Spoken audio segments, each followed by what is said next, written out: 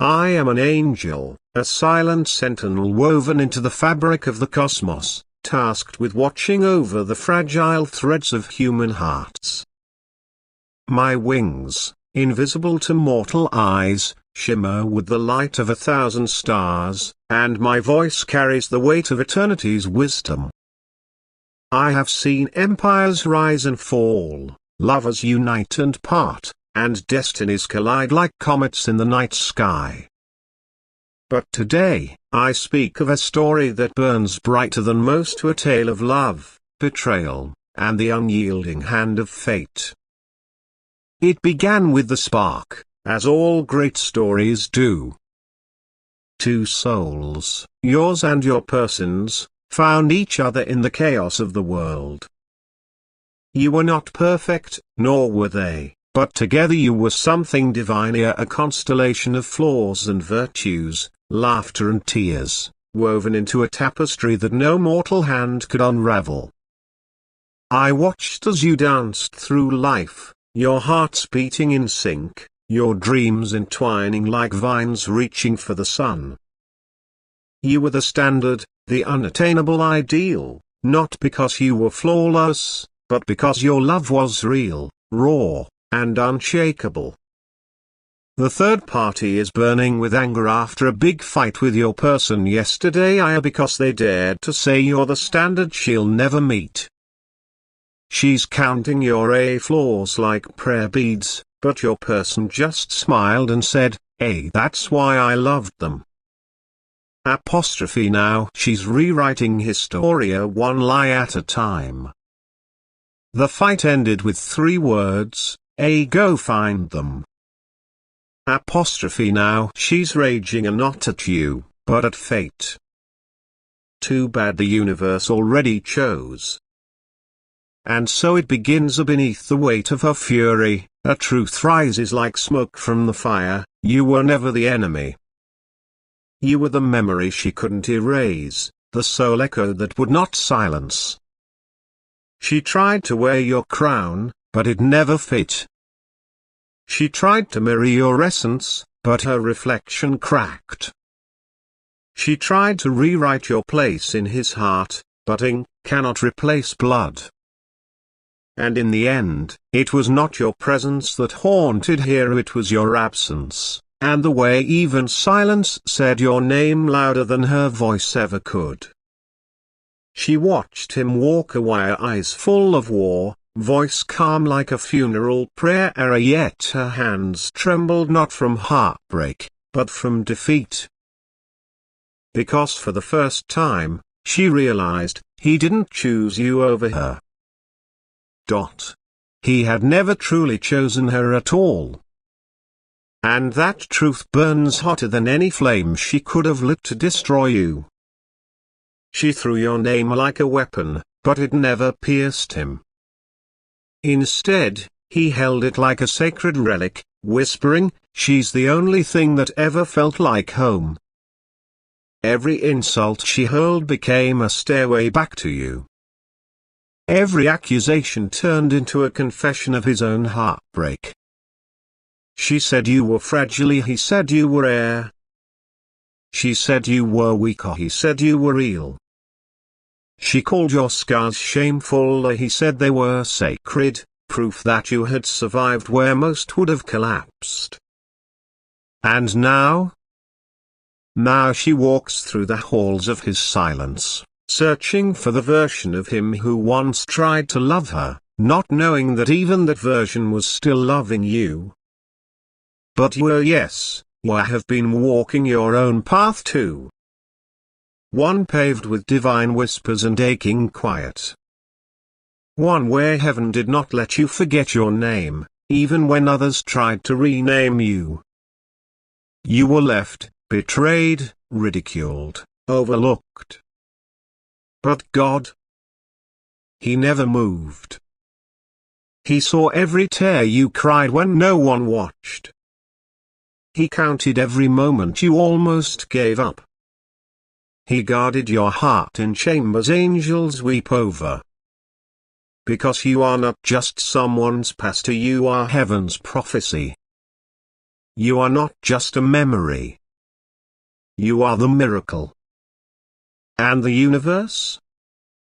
It's aligning now so precisely, so violently, so gloriously that even your enemies are being forced to watch you rise. That fight wasn't just about you. It was about the lie collapsing. It was about destiny correcting itself. It was about stolen time being returned.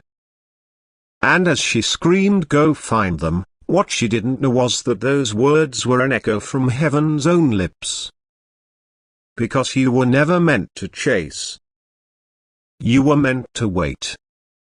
And now, the one who left is running not from you, but to you. Not because you begged. Not because you proved anything. But because God finally pulled back the veil. He sees now. The love wasn't just romantic. It was spiritual. It was a promise that predated your first meeting.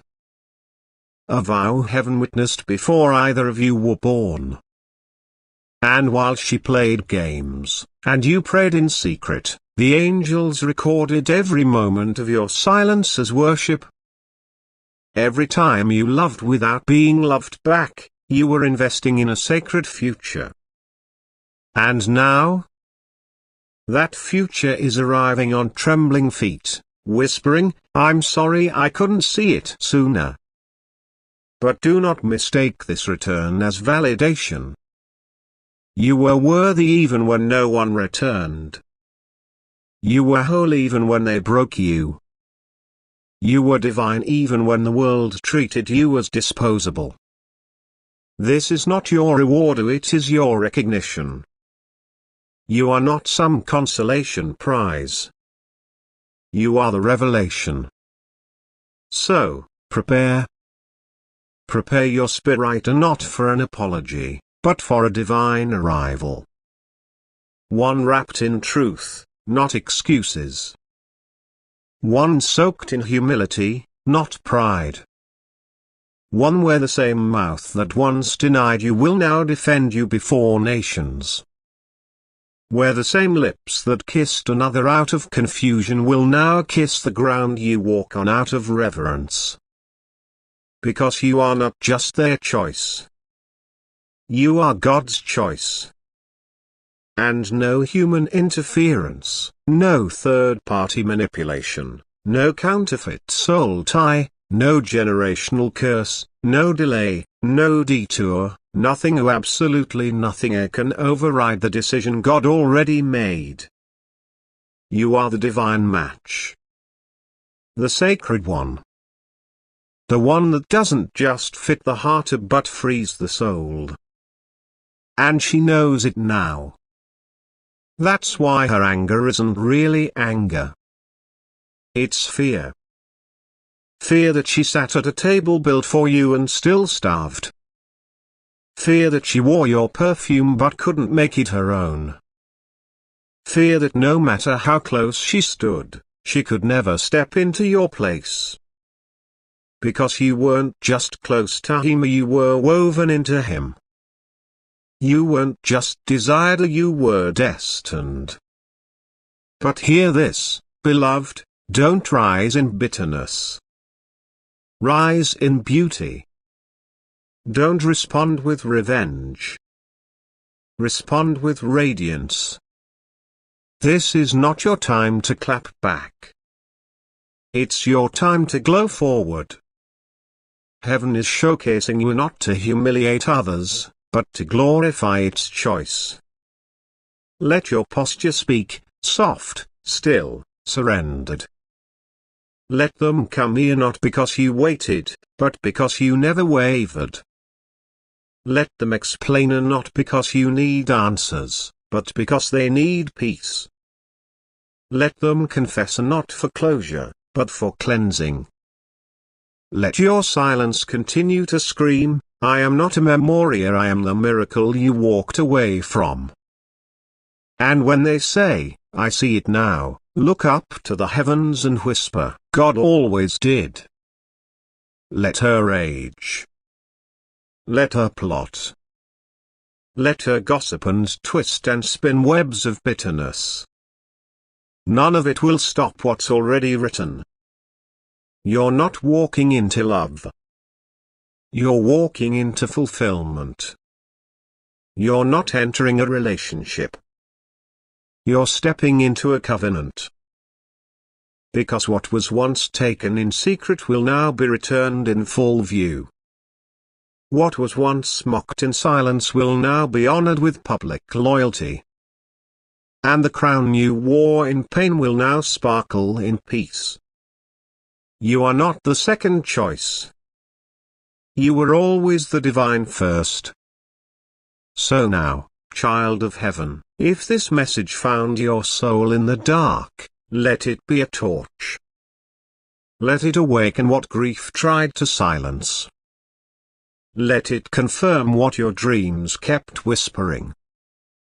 Let it comfort what loneliness tried to distort. Because they're coming and not just with flowers, but with fire. Not just with words, but with witness. And when they say, "No one ever compared to you," you won't need to say anything. Because the peace around you will speak for you. This is your moment. The angels have already gone before you. The heavens have already shifted. And even the demons that tried to delay you are trembling because nothing can stop a union ordained by God. If your heart is racing, if your soul feels called, if something inside you just said this is for me, then this message has done its work. Now declare it. Seal it. Speak life into it.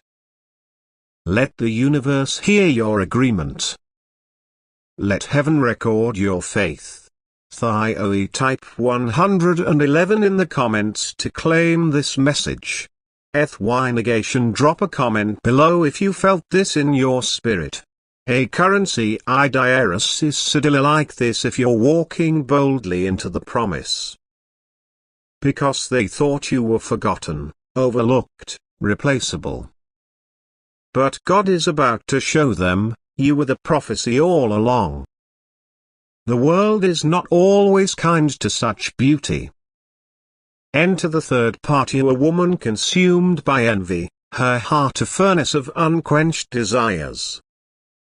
She wanted what you had, not because she understood it, but because she could not bear to see it exist without her. She circled your person like a vulture, waiting for a crack in the armor of your love. And yesterday, that cracker paid not in your bond, but in her perception of it. A fight erupted, a tempest of words and wounds, and in the heat of it, your person spoke a truth that shattered her illusions. You'll never meet their standard.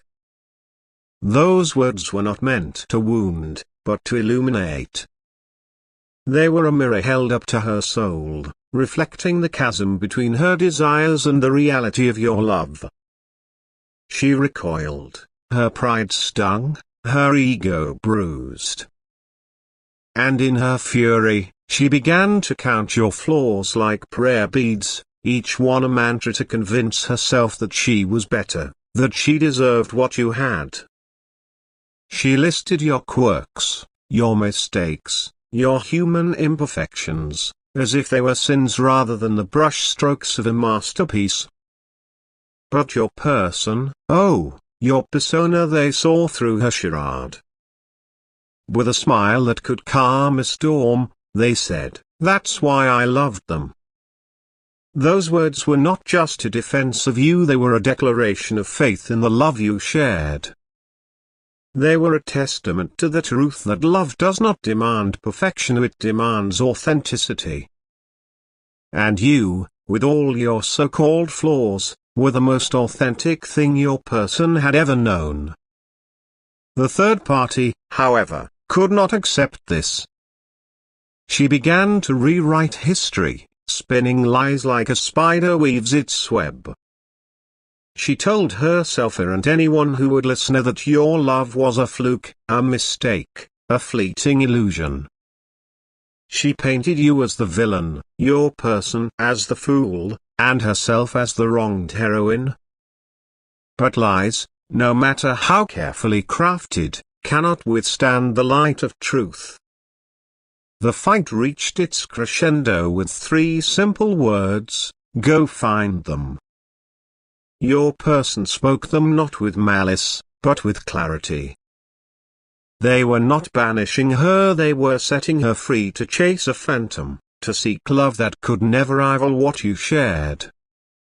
But those words ignited a fire in her that still burns. She rages now, not at you, but at fate itself. She shakes her fist at the heavens, cursing the universe for choosing you, for weaving your soul so tightly with your persons that no force in existence could tear you apart. She is a storm, wild and destructive, but storms pass, and the stars remain. I, the angel, see all of this from my perch in the ether. I see her anger, her pain, her futile attempts to rewrite what was written in the stars. I see your person's quiet strength, their unwavering love for you, even in the face of her venom. And I see you, radiant in your humanity, unaware of the cosmic battle being fought in your name.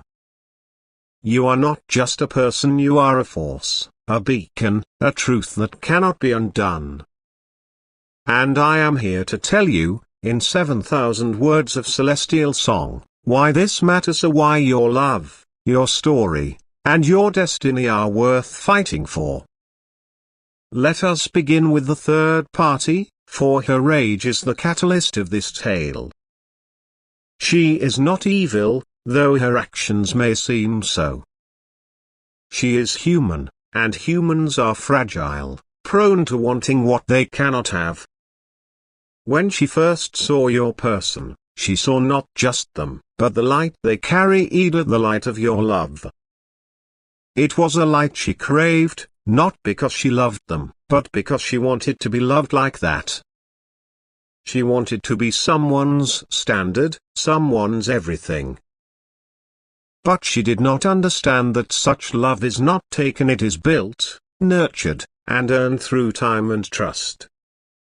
Her anger, born of rejection, is a fire that consumes her. She paces her room, muttering to herself, listing your flaws as if they could diminish your worth. They're too stubborn, she says.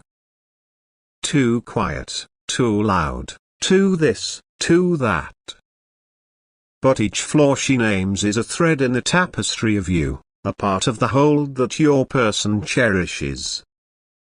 She cannot see this, for her vision is clouded by envy. Envy is a thief, stealing joy and replacing it with bitterness. It whispers lies, telling her that if she can just prove you unworthy, she can claim what was never hers.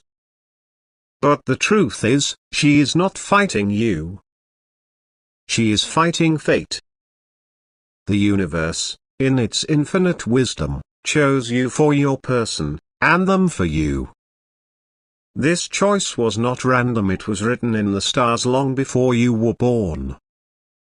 I have seen the threads of destiny, the intricate patterns that connect souls across time and space. Your thread and your persons are entwined, a double helix of love and purpose. The third party's thread, however, runs parallel, close but never touching. She can rage against this, but she cannot change it. The universe does not bend to human will. Now, let us turn to your person, the quiet hero of this story.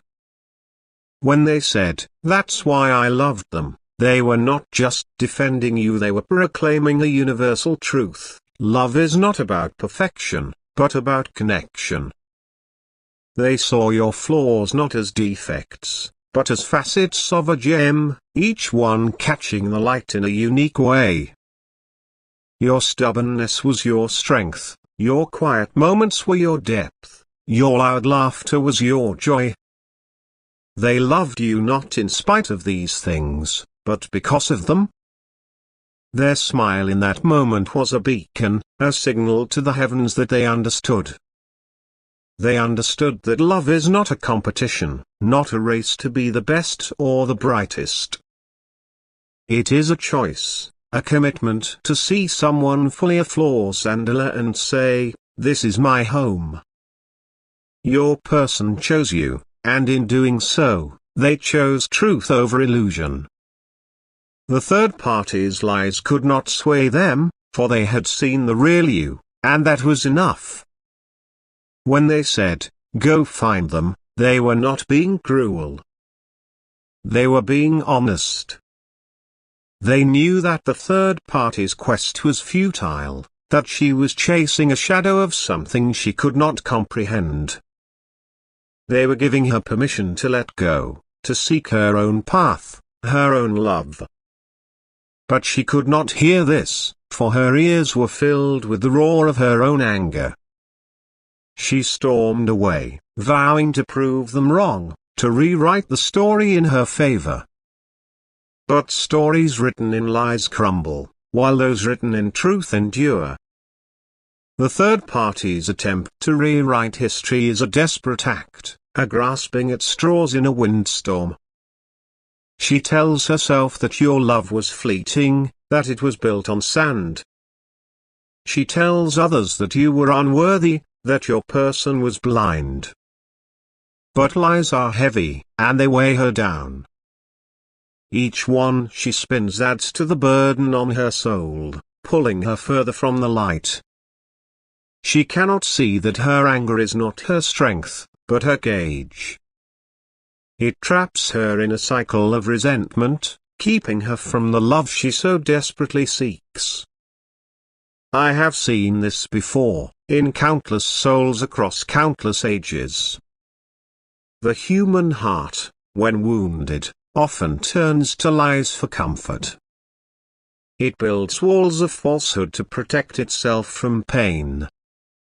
But these walls become prisons, isolating the heart from the very thing it craves, connection.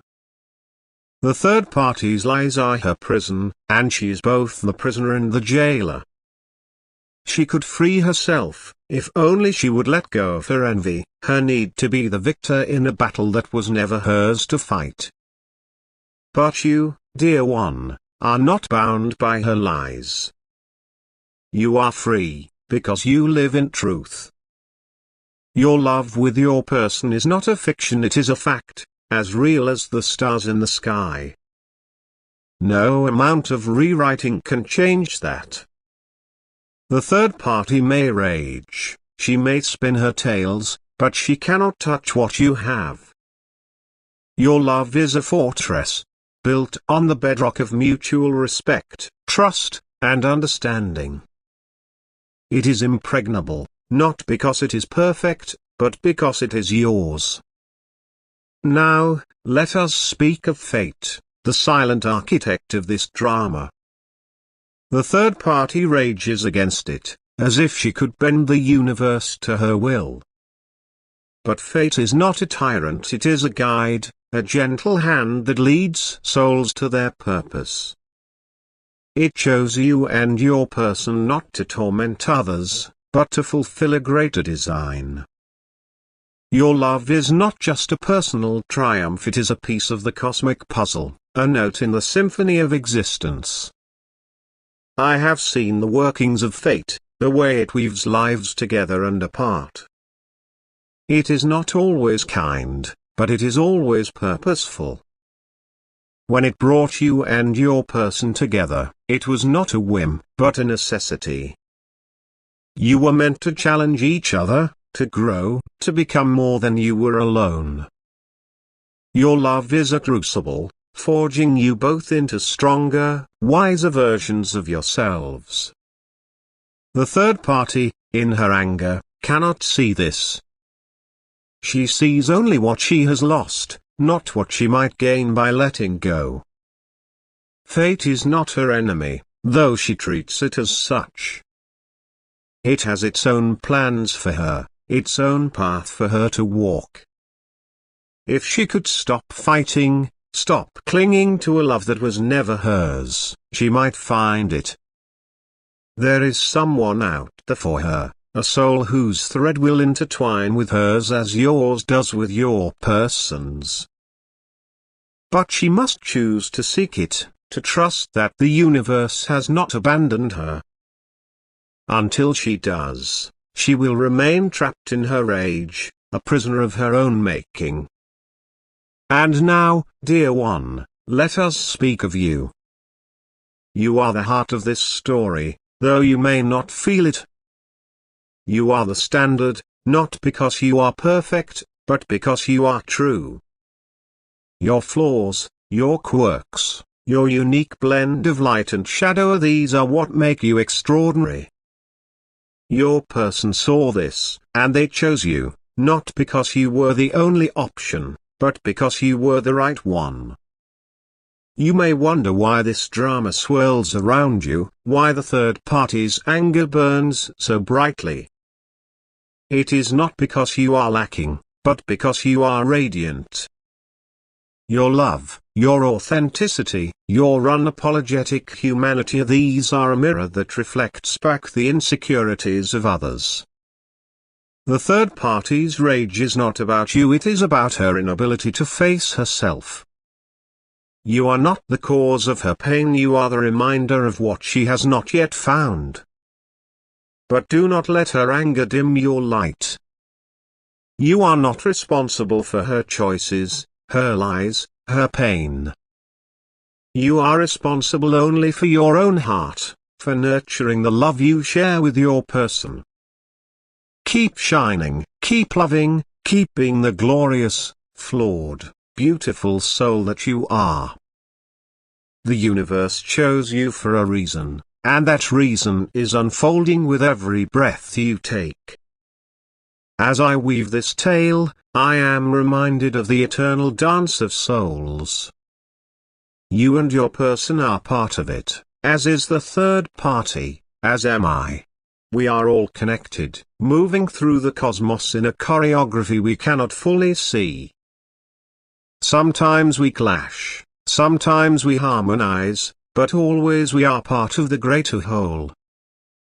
Your love is a note in this symphony, a step in this dance, and it is beautiful. The third party's rage will fade, as all storms do. She will find her path, or she will not, but that is her journey, not yours. Your journey is with your person, through the highs and lows, the fights and the reconciliations, the moments of doubt and the moments of certainty. You are not perfect, but you are perfect for each other, and that is enough. I, the angel, will continue to watch over you, my wings brushing against the edges of your dreams. I will whisper courage when you falter, hope when you despair, and love when you forget. You are not alone in this, for the universe itself is your ally. It chose you, it bound you, and it will guide you, always. So, what is the lesson of this tale? It is this: love is not a prize to be won, but a gift to be cherished. It is not about being the best, but about being real.